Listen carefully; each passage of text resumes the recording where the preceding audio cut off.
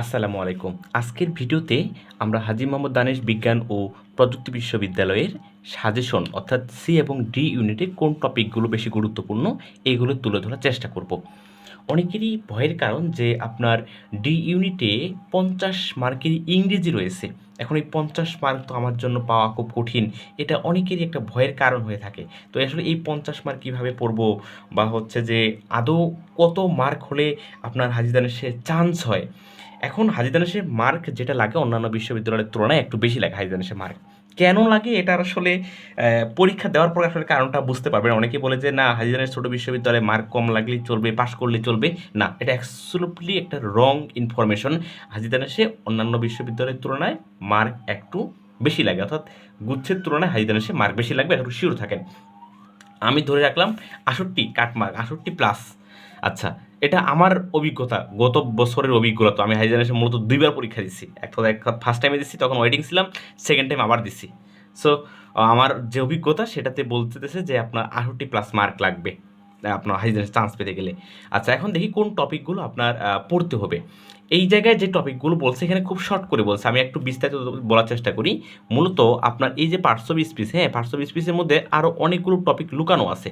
মূলত আপনার নাউনের পড়বেন কি কি, নাউনের পড়বেন আপনার কাউন্টেবল আনকাউন্টেবলের যে ডিটারমিনারগুলো আছে এগুলো। এরপর প্রোনাউনের পড়বেন আপনার হচ্ছে প্রোনাউনে যে প্রকারভেদগুলো আছে এবং এগুলোর যে জেনারেল রুলস সেটা আমি ক্লাস নিয়ে দেখাইছি সেটা পড়বেন। এরপর কম্প্রিহেনশন অফ ডিগ্রি পড়বেন, ভার্ব পড়বেন। এই কয়েকটা ভালো করে পড়বেন। এতটুকুই পড়েই যারা আসলে আপনার পার্টস অফ স্পিচ শেষ করেন তারা কয়েকটা কোশ্চেন আসলে স্কিপ করবেন। কীরকম?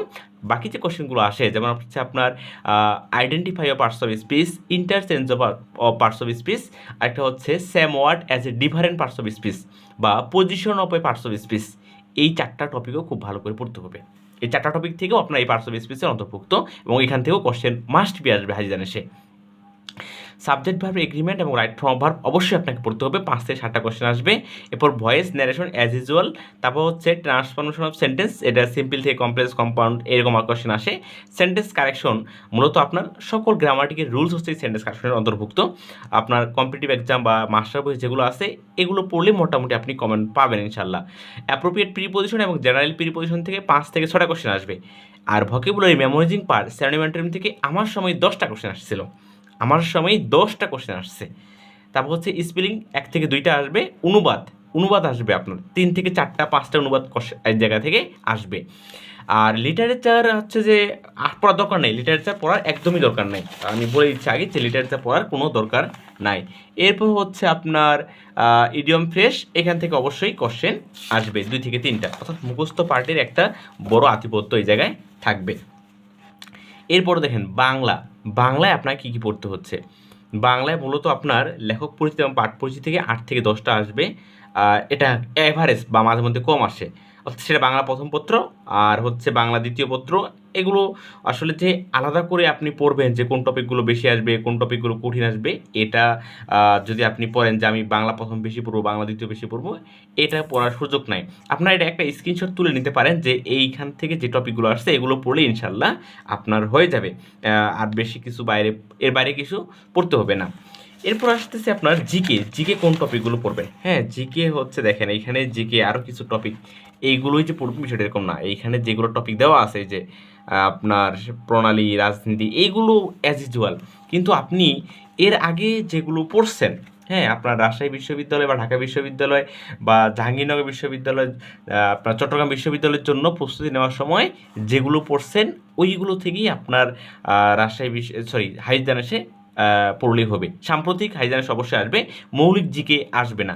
হাজী দানেশে কখনো মৌলিক জিকে আসে না, সাম্প্রতিক আসবে।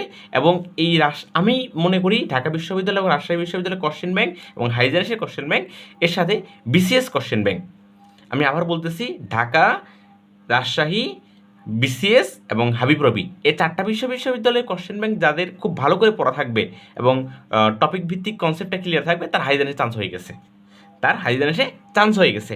এখনও সময় আছে, আপনি যদি 4টা বিশ্ববিদ্যালয় কোশ্চেন ব্যাংক এবং এই টপিকগুলো যদি যে কোনো বই থেকে পড়ে শেষ করতে পারেন ইনশাল্লাহ আপনি হাজিদানেশে চান্স পাবেন।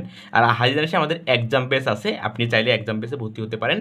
মূলত 50টা মডেল টেস্ট হবে এবং এর সাথে 100 মার্কের মডেল টেস্টও আছে। আপনি এগুলো দিয়ে আপনার হচ্ছে প্রিপারেশনটাকে আরও স্মার্ট করতে পারেন। যারা ভর্তি হতে চান তারা হচ্ছে ইনবক্সে নক দেবেন, ইনশাল্লাহ আমি আপনাদেরকে রুটিনটা দিয়ে দেবো। রুটিন দেখার পর আসলে আপনি ভর্তি হয়ে, রুটিন না দেখে ভর্তি হওয়ার কোনো দরকার নাই। সকলের জন্য শুভকামনা রইল। আর যাদের সমস্যা যে হাজিদানেশে দূর থেকে আসবেন, আপনাদের থাকার মানুষ নাই বা হচ্ছে যে থাকার কোনো ব্যবস্থা নাই, অবশ্যই ইনবক্সে নক দেবেন, আমি ব্যবস্থা করব ইনশাআল্লাহ। সকলের জন্য শুভকামনা রইল। ধন্যবাদ।